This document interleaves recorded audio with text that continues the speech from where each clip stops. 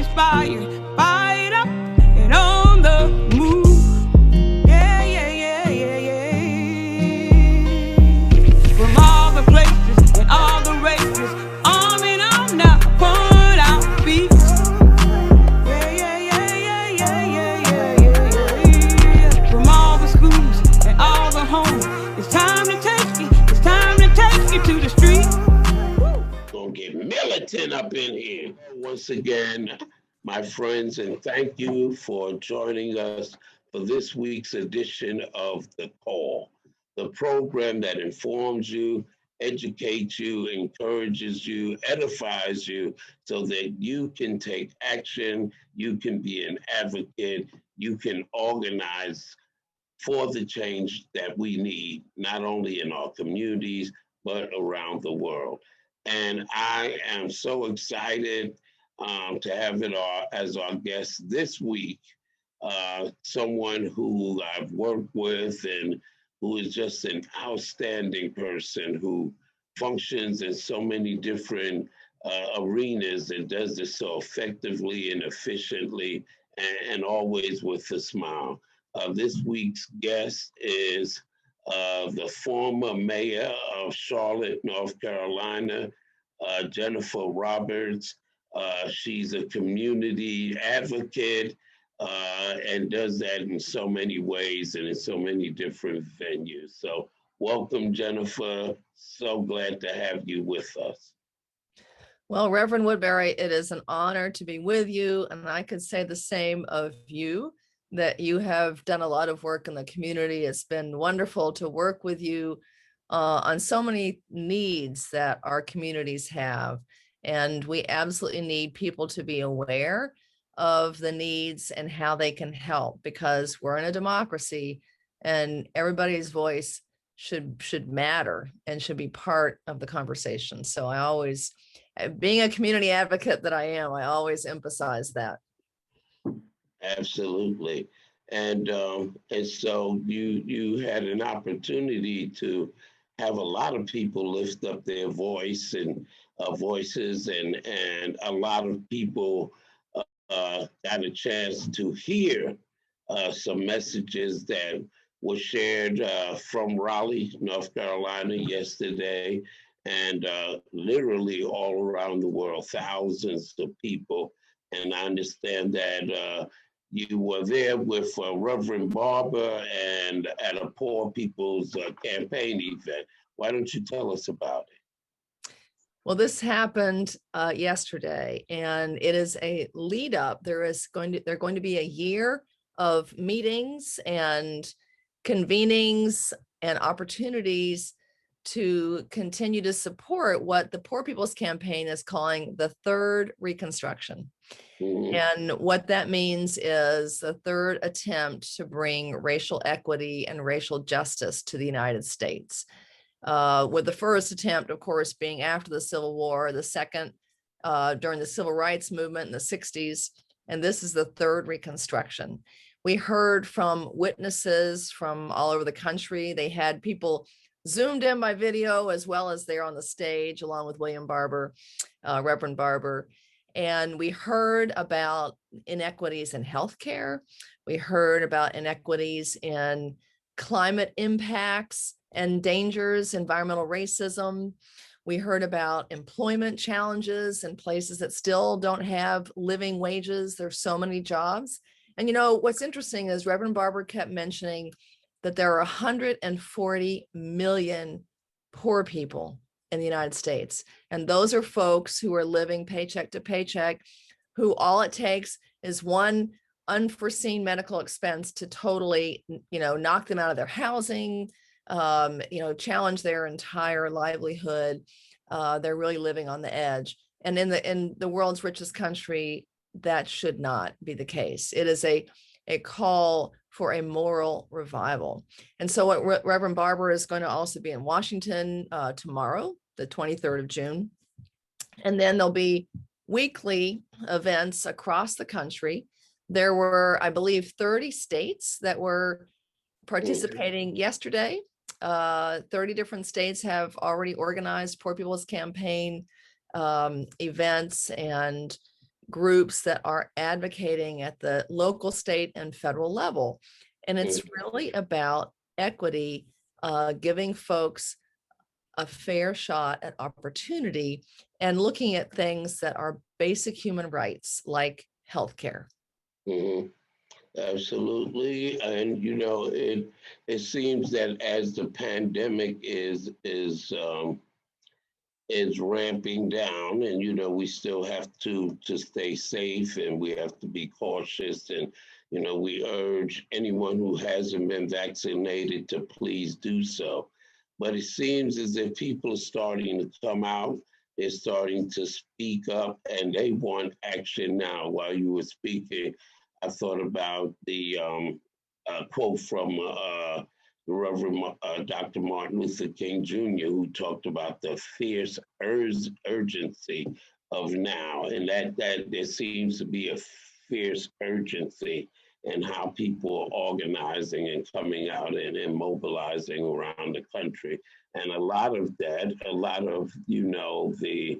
the racial injustice, the social injustice, has been embedded in our country from the very beginning, and an exploitive uh, economy, whether we were talking about illegally taking land from the the indigenous people of America, or employing Africans, who are brought into the country to work, to labor for free.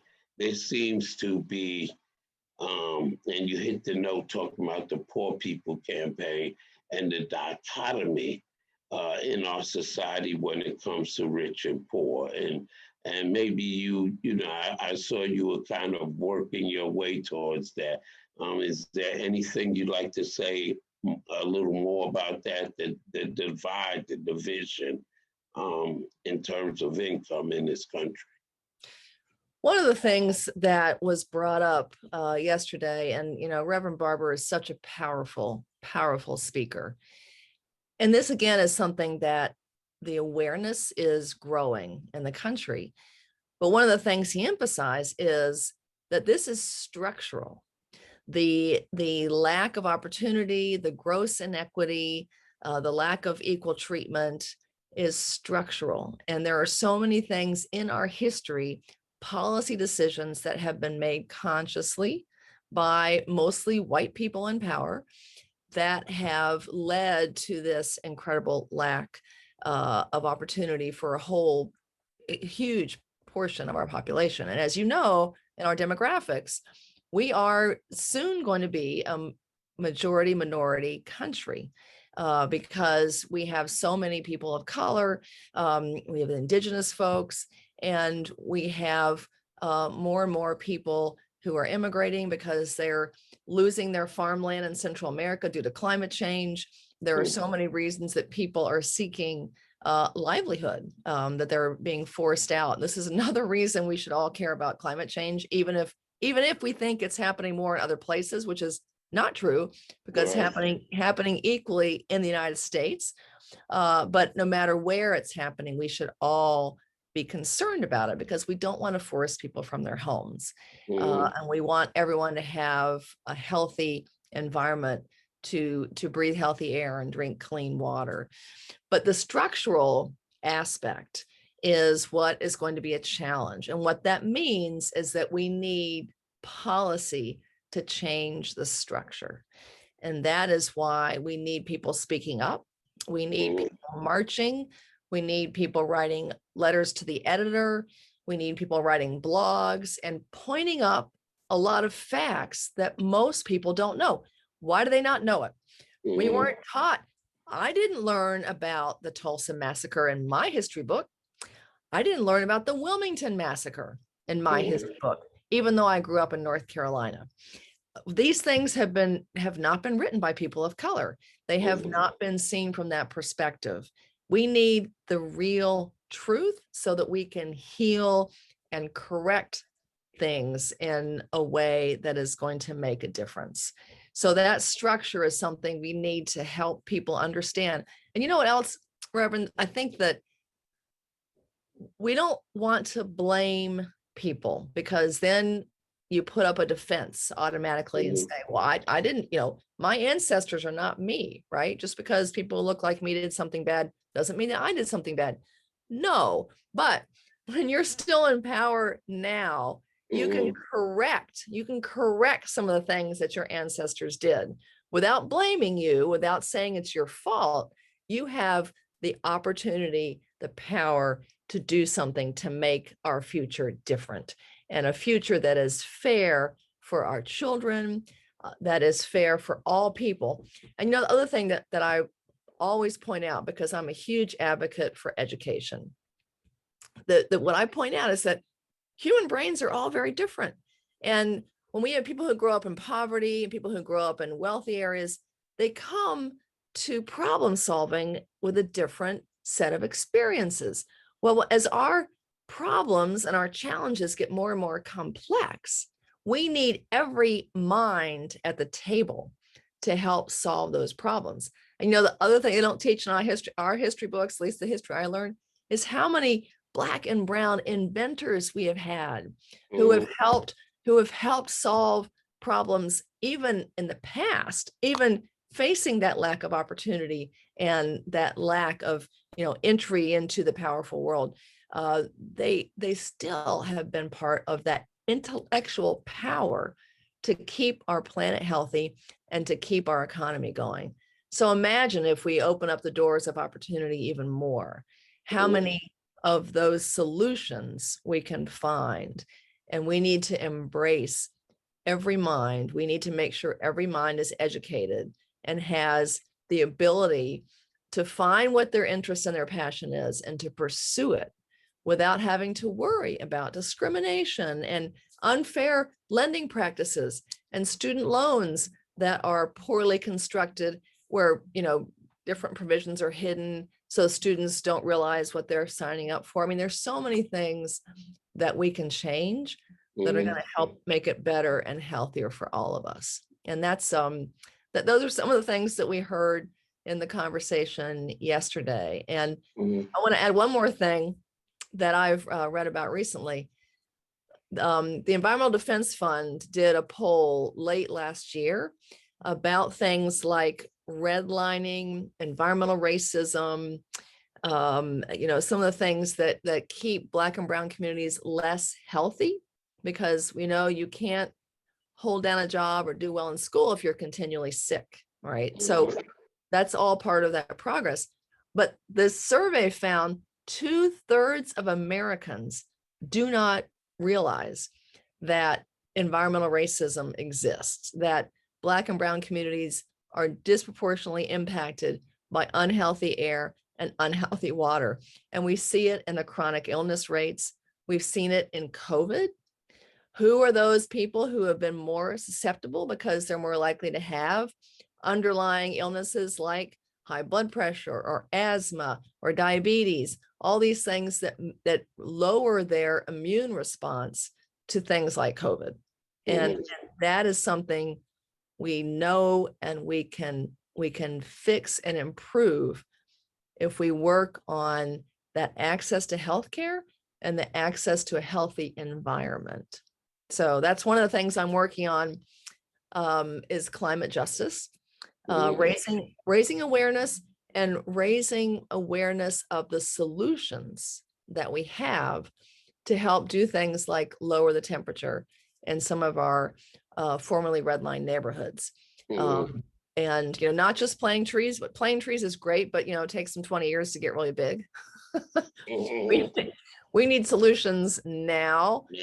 So absolutely, trees and green space is part of that, but there are many more things that we can do as well. And you know that because you've done some things with your house of worship that have been environmentally friendly and really helped with some of those things too. Oh, yes. And talking about solutions is, I say that's where we are globally, whether we're talking about the United Nations Council of Partners, the Paris Agreement, worldwide, people are, they're banning diesel vehicles and moving towards electric vehicles. Um, but it's very important that if we're going to balance the scales when it comes to environmental racism, environmental injustice, that solutions really happen at the community level and that people receive the resources. So one of the things we've been looking at is President Biden's executive order on environmental justice and public health, where he directs every federal agency to move 40% of their sustainability investments into communities. And so that is a huge opportunity, but what does that look like? And what are the differences between urban communities and rural communities? And, what are some of the things that people are actually doing in communities that are working, that are solutions, and how do those solutions become amplified or replicated? And so, as a former mayor and having to deal with, a host of problems, and seeing that, as you've been saying, how everything is intersectional, the wastewater treatment centers, the health for communities, having industry, manufacturing, crime, all of these things. You've dealt with all of them. So when we look at solutions, perhaps future federal funding, some funding is already coming down. What are some of the areas and some of the things that you think we need to address everything? Is, as you said, all of this is structural. We're really reconstructing for the third time the way the structure of this nation operates.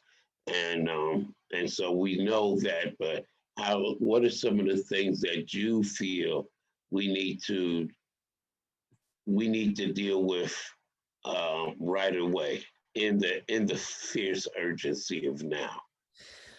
Well, one of the first things to do is to advocate with your federal representatives to make sure that that money from the Biden administration, of course, it's still, has to go through Congress. So there's still a lot of back and forth, but to make sure a significant part of that comes straight to communities.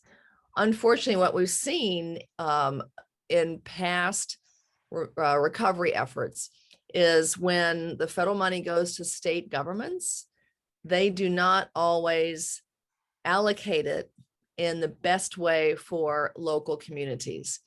Now, I've been a county commissioner as well as a mayor, and this is not a new tune because we've seen this for years, but it's particularly urgent now.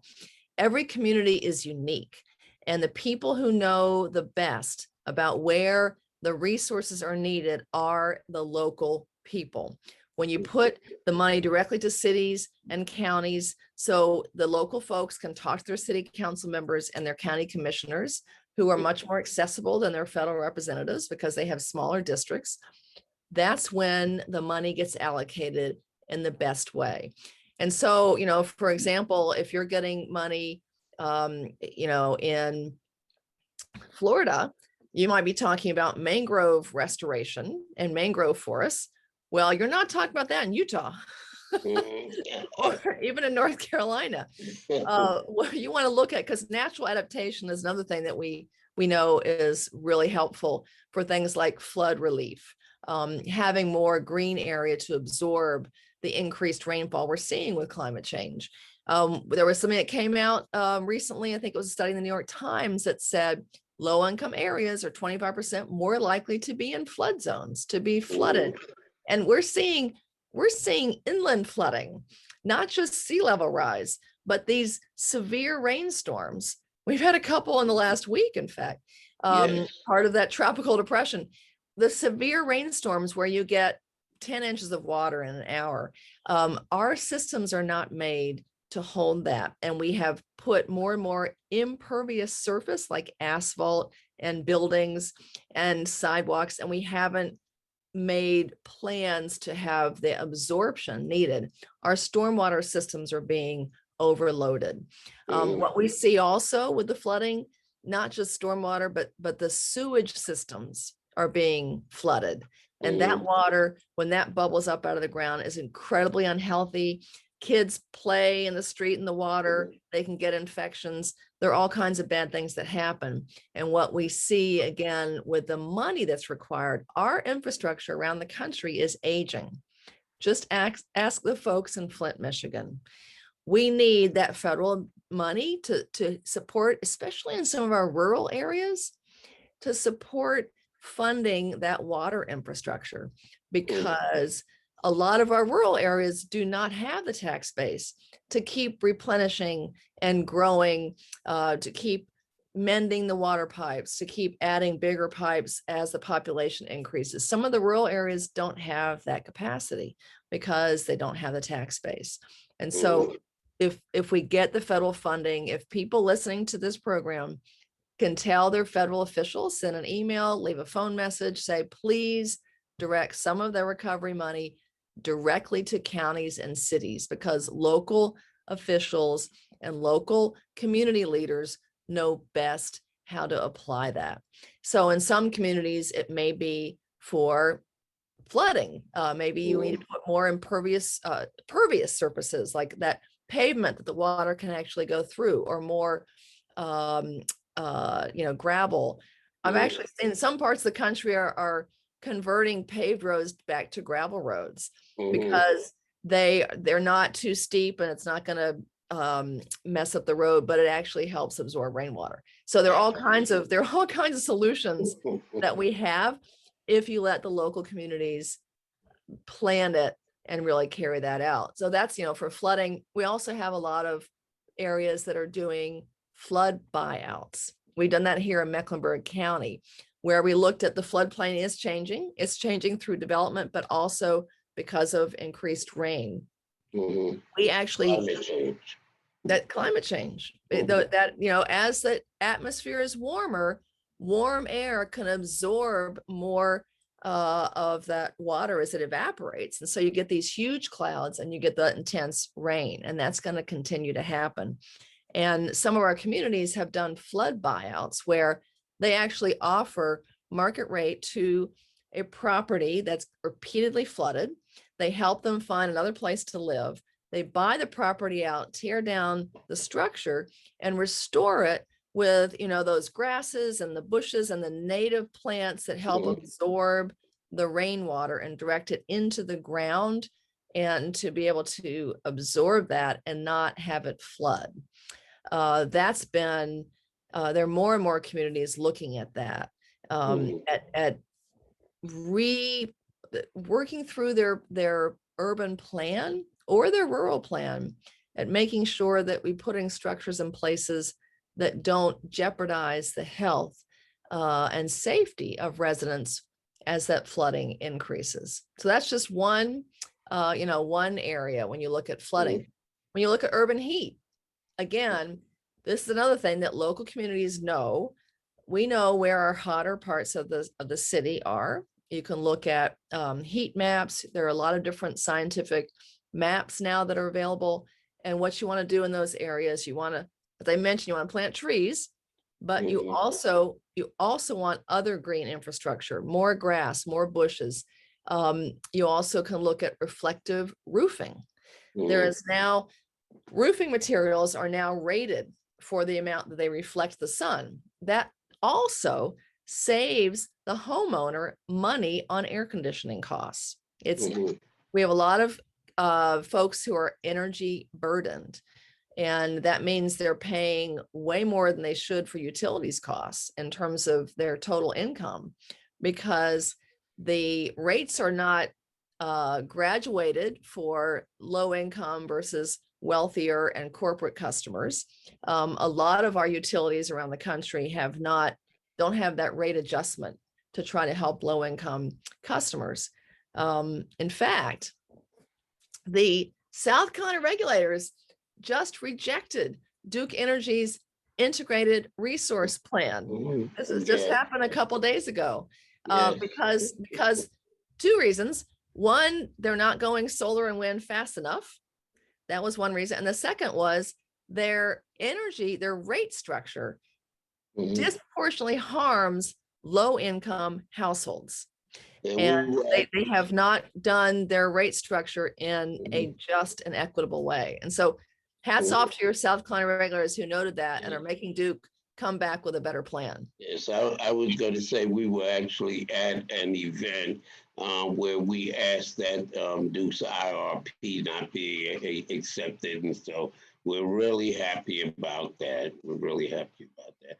And you threw out so many different things, and we're actually, we actually did a presentation to our city council about working together, and we actually have a project in Marion County where we're working on restoration, using indigenous plants, et cetera, and looking at agribusiness and other things to generate engines of economic development. And we're working with the Petey Indian tribe over in Marlborough County, doing the same thing with the wetlands. And all of that is great. But one of the things we've also been trying to address is that we need for the monies to go directly to the cities and the counties. But in far too many instances, the cities and the counties are not knowledgeable and educated on some of these issues, and also in terms of what federal funding is being discussed and positioning themselves. So, we need to have cities that have commissions on sustainability, resilience, those sorts of things, and also create pathways where they can work with people and communities, because we want this to be a just transition where we're transforming communities that were barely surviving and impoverished, and how do we create jobs and entrepreneurial opportunities for them? How do we do that so that the money gets to the community, we're transforming the community, and we're also lifting people out of poverty? And I'll just say, like, some of the other things we see cities need are like minority business development agreements, fair share agreements, community benefits agreements, not only with the city, but with their partners, universities, colleges, etc. This is the only way that this transition is going to happen, and happen in a just and equitable way. So, do you participate in also in conferences that talks, have talks about what cities can do, because you and I had a conversation about impervious surfaces versus absorbent concrete and asphalt. So what do you see in terms of cities needing to position themselves better so that if they receive the funding, they know the problems more specifically? So they know there's a community that floods badly, and they know it has to do with the drainage system, et cetera. But do they also connect that to climate change and its impact? See where I'm trying to go? Yeah, you said a lot there in those in framing that challenge. Absolutely. So there are a number of resources that we need to make sure that we're activating. We have great university and community college partners because they are collecting a lot of data along with the federal government, the National Oceanic and Atmospheric Administration, which we call NOAA. Yes. They do a great job of collecting data. And if you search websites, the National Climate Assessment, there's also assessments of health disparities, a little bit of internet searching, looking for some of those resources. can help cities plan and look at, and we have so many maps that we overlay.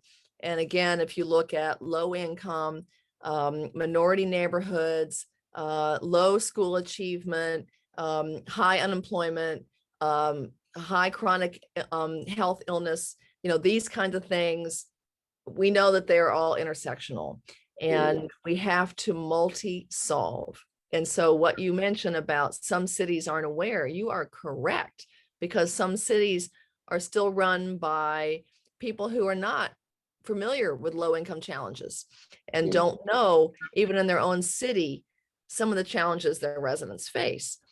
We know that people can come together and create movements. They can ask for citizen advisory committees, right? And when you've got elections, when you've got candidates, let them know that you are watching and you need to have input, and that you're going to vote based on who is going to give you that input, because not just local officials know, but people in neighborhoods know what they need and where the gaps are and what the obstacles are that they face. They're the ones who can best express that. So you've got to have citizen advisory committees that are diverse by gender, by race, by socioeconomic status. We have a group here working on our housing issues where there are people who are formerly homeless who are part of that committee because they have a unique perspective. We need to know their perspective and the challenges that they've faced, and how we can remove the obstacles. We have to know what the obstacles are.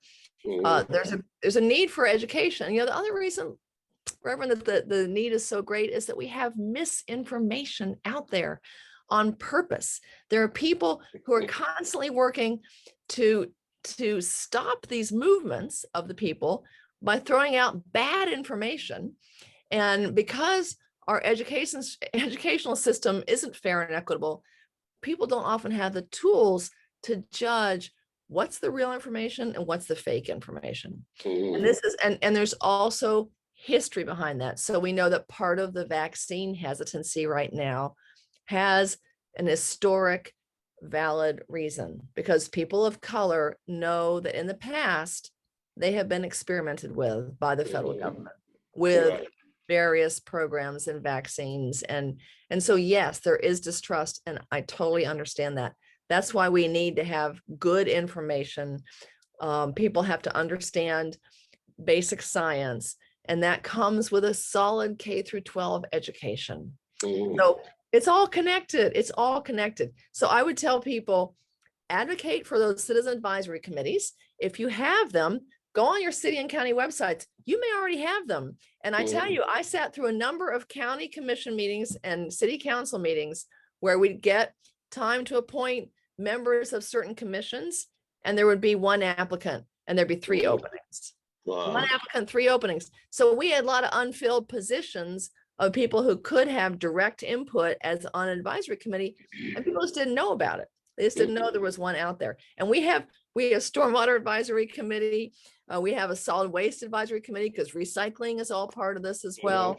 We have a small business advisory committee. Absolutely, we need more small business support and entrepreneurial support, especially for people of color, because we know that their businesses are less likely to get loans, right? That's historic.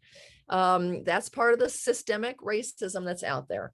And so we need cities and counties to step up and say, we're going to support, we're going to guarantee some of those loans, we're going to make some of those loans, because we need everybody in our community to have the opportunity to have a successful business. And they may have to have training, work with a community college, work with your workforce development board to find those areas. And we know right now there are a lot of jobs that aren't filled because we don't have enough people with the right skills. And sometimes it's only a 4-week course that can give you the right skills. And then you can be, you can get a job that is going to support you for life and be a great opportunity. Anything from, GIS mapping now with floodplains and zoning and all these things. People who can manipulate maps on the internet, that's a great job. People working construction these days is a lot different. It's not just, labor. There's also a lot of calculations and engineering and some of the things that go on. That's true of planning. It's true of road work. There are jobs in marketing and communications. There's so many things that are part of our new economy and part of educating and informing and solving some of these challenges. So it is, you're right, it's a multi-layered system that needs input at every step. And what I would encourage people to do is figure out what are you passionate about? If you are a community advocate, what really motivates you? Do you really care about children? Because, preschool and after school and, the diversity of programs we have, that's a great need. We don't have enough students who understand climate change. And what we see, the reason that's important, we don't want, there's so much being written now about climate change, but we know that young people actually get depressed when they hear, because they worry that the adults aren't doing enough right now. But the more they learn about it, the more they realize we have the technology, we can solve it, and we just need people to speak up and support the change that's coming. Is it coming fast enough? Only if we speak up, only if we make noise. That's what the Poor People's Campaign is all about. Let's make some noise. Let's make some democratic noise, right? Peaceful, democratic, inclusive noise. And that's what leads to change. In fact, I've heard people, not just colleagues who are elected officials, because I've seen that. I've seen policy change from one week to the next because some powerful speakers told their story, and those city council members or county commissioners heard the story. It hit home. They changed policy. Right. I've seen that happen. And I've even heard people in corporations, some utilities, in fact, who say that when the public makes a big deal about something and raises their voice and complains and brings it to light, the media covers it, the company looks bad. Guess what? The company changes its policies. So people's voices matter. Their spending matters. Where are you gonna support a Black-owned business? We had a what was it? It was small, minority business day, where everybody, they had a website that sent out a bunch of here are all the Black-owned vegan restaurants, right? Here are all the Black-owned banks, here are all these, and really encourage people to spend their money to support that diversity of small business and diversity of opportunity. So there are a lot of ways in raising awareness and, raising your voice and then using your pocketbook to bring change. I'm glad. I'm so happy that you said that about minority businesses, Black-owned businesses. That was a hot topic during our Juneteenth celebration this past Saturday. And, celebrating that is a federal holiday now, but also looking at the Black community, where 97% of our income is spent outside of our community. And so you can see Black people in Asian restaurants and Italian restaurants and, Greek restaurants, all across the spectrum.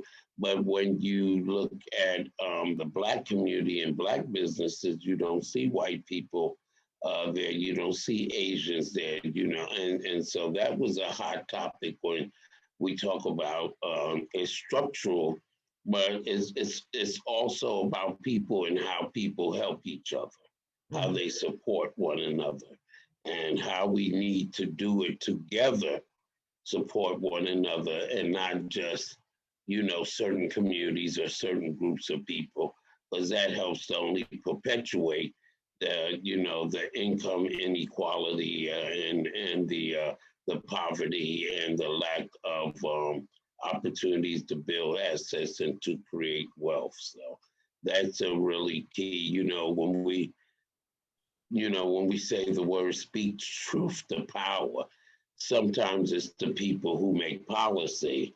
Sometimes it's the people who hold the reins of corporate power. But sometimes we have to speak power to one another as well, and how we treat one another and how we interact with one another as communities, as races, as people. Absolutely. Absolutely. And these are things, it's a complicated, fast-paced world. It's easy to forget. And again, I try to emphasize to stay away from blaming and shaming, to focus on positive solutions, to focus on inclusive solutions, and to listen to other people's ideas. I tell a lot of people who look like me to do that Mhm. because historically, and it's also true that men don't always listen to women, right? So I know a little bit of what that feels like. But absolutely, we need to be open to new ideas, and they can come from anybody. Someone who's been formerly homeless may have a great solution to how to have a sustainable housing. Housing is healthy and is affordable. We just need to listen.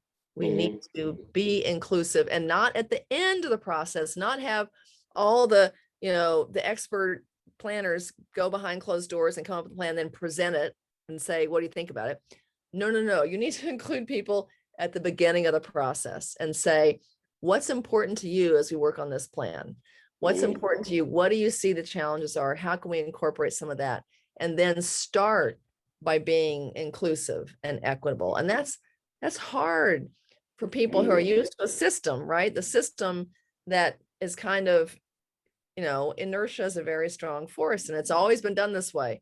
And my husband taught me a really funny thing to say in response when people say, well, that's never happened before, or we've never heard anybody bring that up before. And he said the best response is say, well, I guess you can't say that anymore. I like that. I like Because I'm bringing it up now. I like that. That's amazing, and you just you stimulated so much thought. I wish there were a way that we have to talk with you again. I'm sitting here and I'm like, wow, we need to have a webinar with Jennifer Roberts and just bring in some of the people that we know sit on our, who are elected to seats on our city council and our county council, and maybe even some of our state legislators. Because you have some really powerful ideas and experiences, and I think it would really be helpful.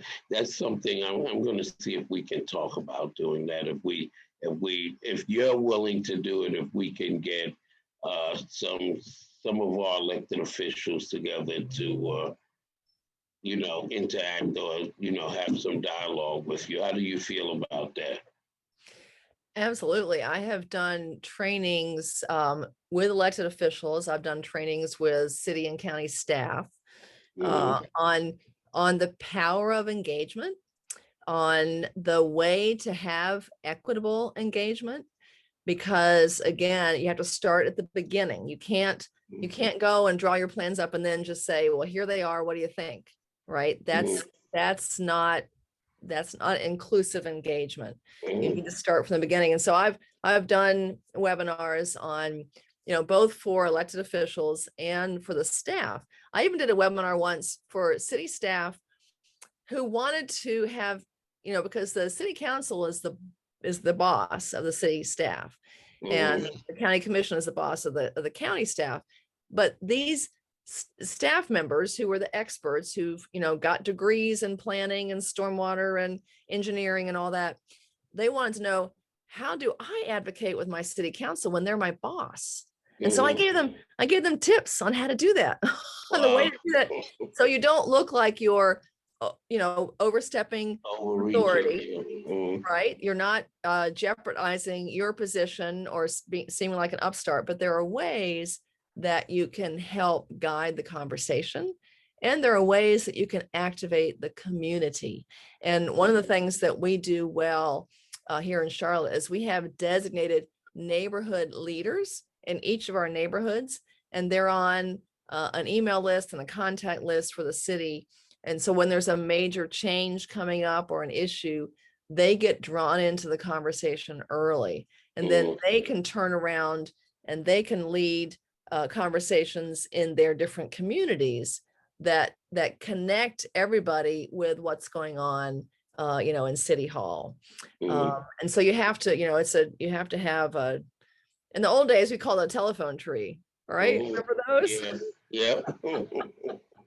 Yeah. And now it's really, it's a contact tree. You have to have an ability to work through certain contacts who can then work through their contacts, and that ripple effect and impact. The other thing to remember is not everybody is digitally connected. And so, the time we weren't able to have in-person meetings was really hard on those people. People in their 80s who aren't on the internet, people in low-income areas who can't afford internet, people who are homeless or renting, moving around a lot. They're not going to have internet. Now, a lot of people have a phone, but again, they may not have unlimited data. And so we need to appreciate that. And in rural areas, oh my goodness, some of them don't have access to broadband at all. Even if they have the money to afford it, they don't have access because they haven't run the cable that, out there at all. And that's another part of the infrastructure bill. Incredibly important. Along with healthcare access, you know what else is now a human right? Healthcare access. Oh, broadband, yes.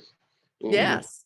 Digital, internet access to make it affordable and accessible for every family. You can't educate your kids without it, right?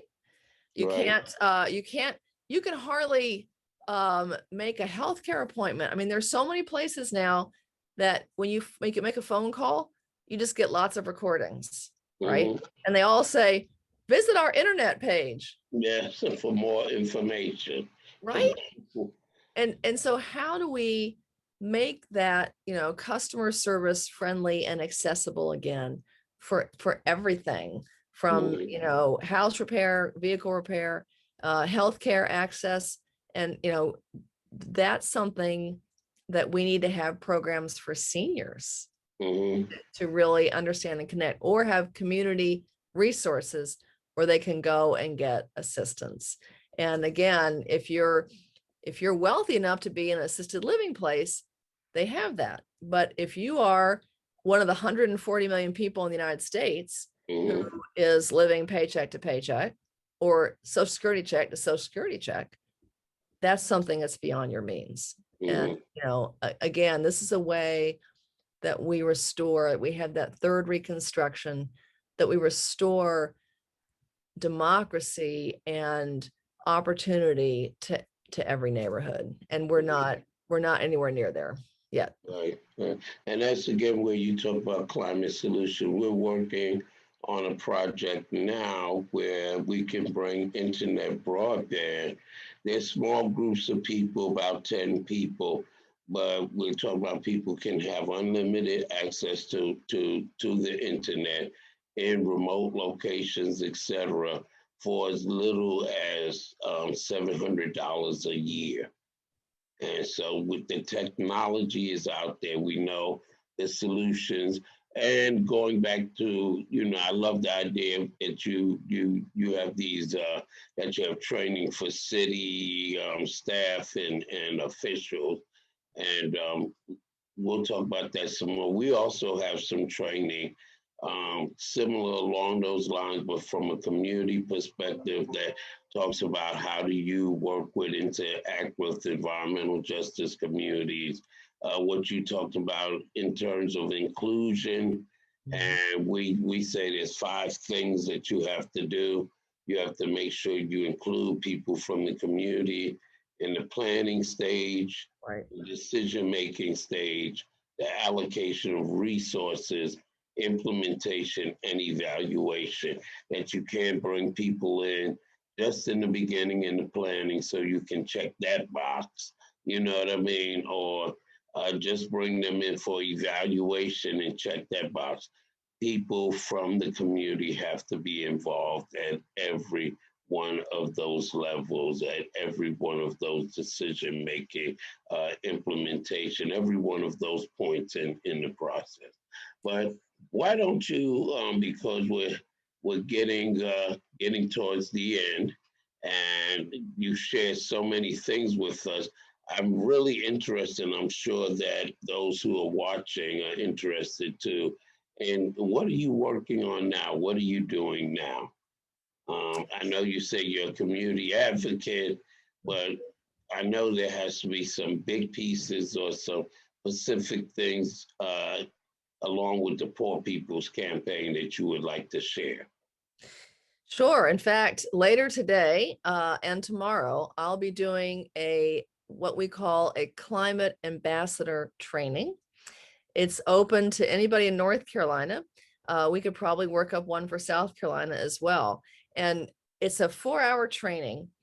It is split into 2 days because people have a hard time sitting for 4 hours. At some point, we'll get back to doing it in person. But the good thing about doing it online is that we have people from Wilmington to Asheville who don't have to jump in a car and drive for 5 hours to go to a training. Right. So yeah, we save some emissions that way. But it is basically an overview of climate change. You know, why are there more extreme rainstorms, right? Kind of talking about what are the things that we're seeing happening? What are the impacts in our state? So we make it very local. What do we see happening on the coast and in the mountains? You know, how do we see this affecting air quality and health and vulnerable populations? And then we focus a lot on solutions. Here are the things that your cities are doing. Here are things they could do better and more of. You know, here are things that you can advocate for. And part of this training is teaching people how to communicate effectively. And I mentioned this a few times during our conversation today. Too often we start with negative things, right? If we go and visit our congressional office, we say, I can't believe you voted against, you know, voting access, you know, that you shortened the voting, which is also happening. We haven't even talked about democracy and how it's being challenged and how we have restrictive laws. I mean, that's a whole other conversation.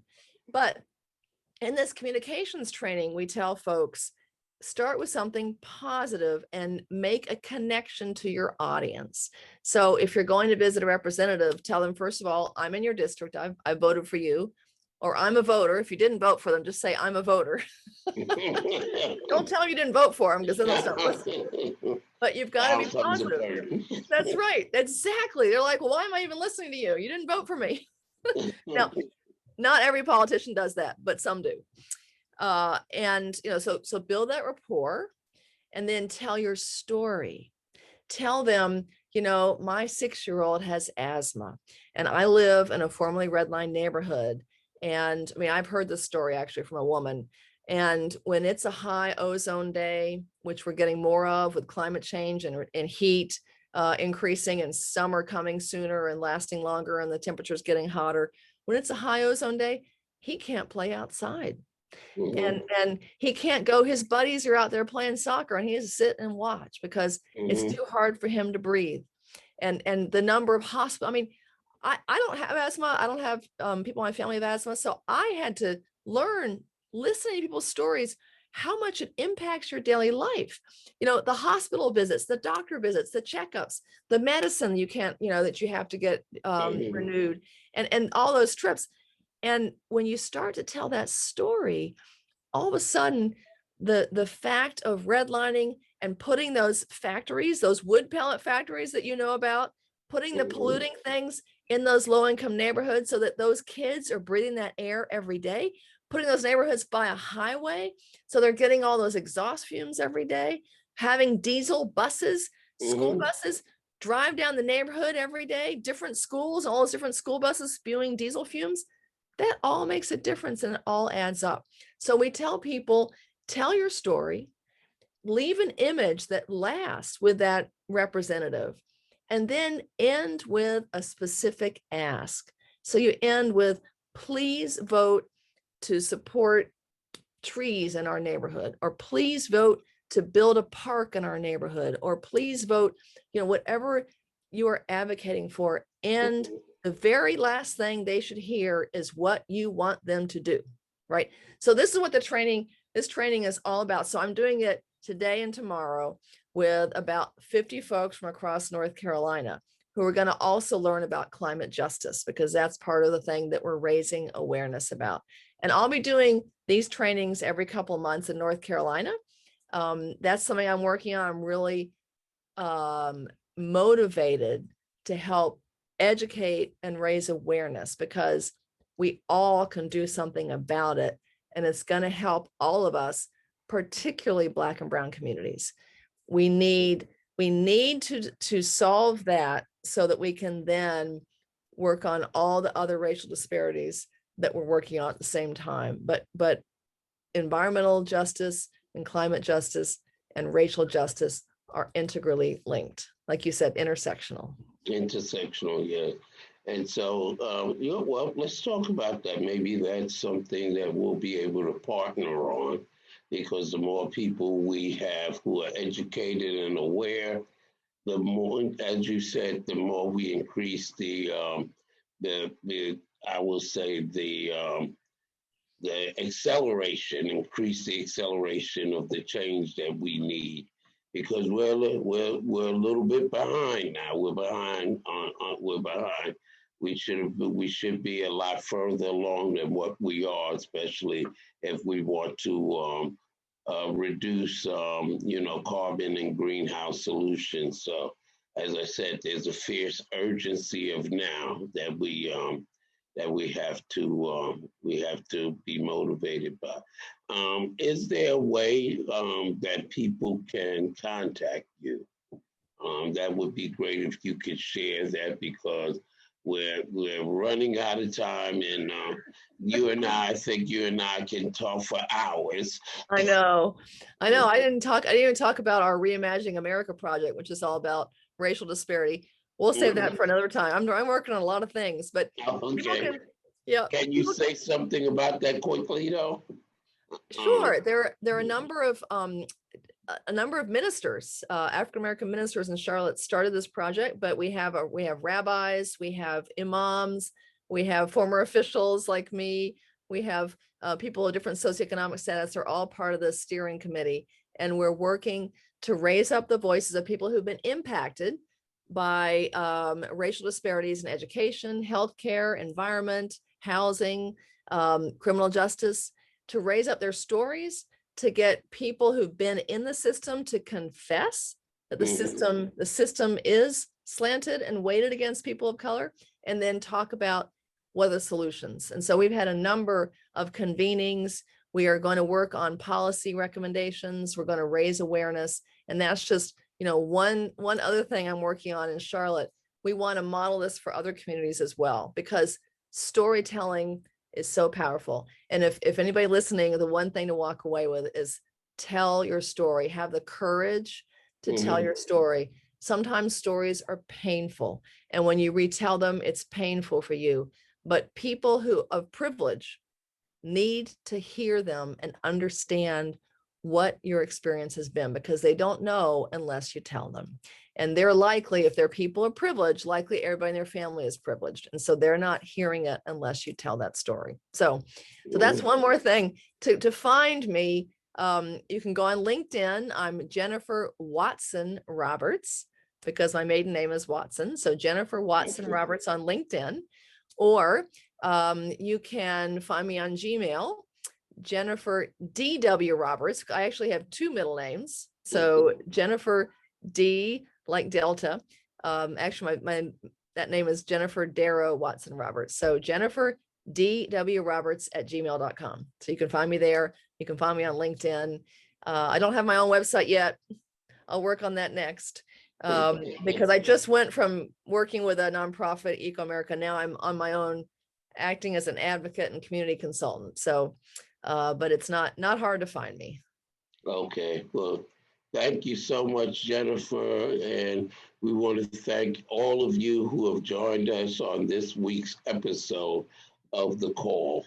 And we hope that you've been encouraged, that you've been educated, that you've been inspired to go out and to make change in your communities. And I'm going to make sure that this particular episode is shared with some of our elected officials. But join us next week and keep up the good work so that we can change our communities, change our country, and change the world.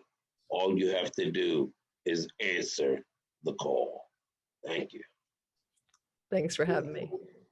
Have a blessed day. We are tired but inspired by